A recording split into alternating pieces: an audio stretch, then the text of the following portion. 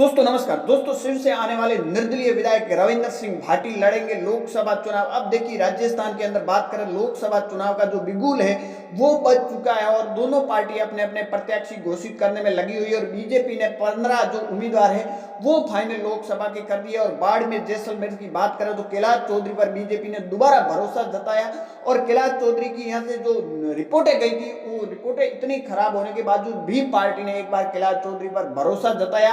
आज बात करेंगे निर्दलीय विधायक रविंद्र सिंह भाटी क्या लड़ेंगे लोकसभा का चुनाव। इस तरह के कयास लगाए जा रहे, सरगर्मियां इस तरह की तेज हो रही है कि रविंद्र सिंह भाटी है वो लड़ सकते हैं लोकसभा का चुनाव। अब देखिए बात करें बाड़मेर की तो दो निर्दलीय विधायक है, शिव से रविंद्र सिंह भाटी वे, और बात करें बाड़मेर से तो प्रियंका चौधरी। दोनों निर्दलीय विधायक आखिर क्या करेंगे, किसके साथ जाएंगे? क्या रविंद्र सिंह भाटी खुद निर्दलीय चुनाव लड़ेंगे लोकसभा का? अब देखिए रविंद्र सिंह भाटी हाल दिनों के अंदर भारत से बाहर है और वहां भ्रमण पे है और जल्दी वहां यहाँ लौटने वाले हैं। 7 तारीख को बताया जा रहा है यहाँ पहुंचने वाले हैं। उसके बाद रविंद्र सिंह भाटी है वो लोकसभा चुनाव लड़ने का ऐलान कर सकते हैं, इस तरह की जानकारी भी मिल रही है। और उनके जो समर्थक है उनका दावा है कि हम लोकसभा का चुनाव है वो भाटी लड़ेंगे इस बार किसी भी हालत के अंदर। और बीजेपी और कांग्रेस दोनों पार्टी, कांग्रेस हो अगर रविंद्र सिंह भाटी निर्दलीय चुनाव लड़ते हैं तो बीजेपी और कांग्रेस के दोनों पार्टियों के लिए मुश्किल यहां से खड़ी कर सकते हैं। क्योंकि जिस तरह विधानसभा के अंदर अगर बात की जाए तो जिस तरह स्थिति शिव के अंदर हुई थी, बीजेपी अपनी जमानत तक जब्त करवा चुकी थी। और उसके बाद अगर बाड़मेर की बात करें, भारत के अंदर इस तरह की स्थिति नहीं हुई तो वो बाड़मेर के अंदर बीजेपी के प्रत्याशी की स्थिति हुई। अब दो निर्दलीय है रविंद्र सिंह भाटी व प्रियंका चौधरी, दोनों एक साथ होकर क्या लोकसभा का चुनाव लड़ेंगे। अगर इनका साथ है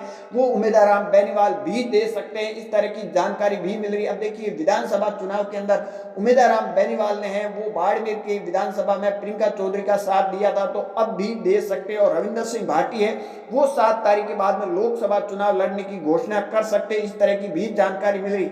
अब देखना होगा कि बीजेपी ने अपना प्रत्याशी कैलाश चौधरी को घोषित कर दिया और कांग्रेस आखिर किसको इस बार चुनाव मैदान में उतारेगी। क्या हरी चौधरी चुनाव मैदान में उतरेंगे या फिर मानवेंद्र सिंह जसोल है वो चुनाव मैदान में उतरेंगे या फिर हिमाराम चौधरी पर दाव लगाया जा सकता है, इस तरह के भी कयास लगाए जा रहे हैं। इन सब के बीच में अगर रविंद्र सिंह भाटी व प्रियंका चौधरी दोनों मिलकर अगर लोकसभा चुनाव का बिगुल बजा देते हैं तो कहीं न कहीं बीजेपी और कांग्रेस दोनों पार्टियों के लिए आने वाले बाड़मेर जैसलमेर से लोकसभा चुनाव के अंदर मुश्किल खड़ी कर सकते हैं। जिस तरह विधानसभा चुनाव के अंदर बीजेपी की बाड़मेर सीट और शिव सीट पर जो स्थिति बनी थी वो कहीं न कहीं इस बार बाड़मेर जैसलमेर लोकसभा सीट पर भी कांग्रेस बीजेपी को देखने मिल सकती है।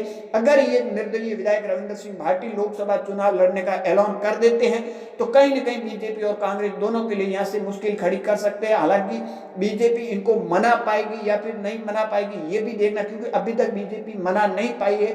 और जो सत्ता पक्ष के साथ इनको निर्दलीयों को बिठाना चाहिए वो विधानसभा के अंदर अभी तक बिठा नहीं पाई है, उसमें कैलाश चौधरी भी कामयाबी नहीं हुए हैं। तो क्या अब आने वाले जो लोकसभा चुनाव है 7 तारीख को जैसे ही रविंद्र सिंह भाटी बाड़मेर पहुंचते हैं तो उसके बाद लोकसभा चुनाव लड़ने की घोषणा कर सकते हैं, इस तरह के जो समर्थक है उनका दावा है।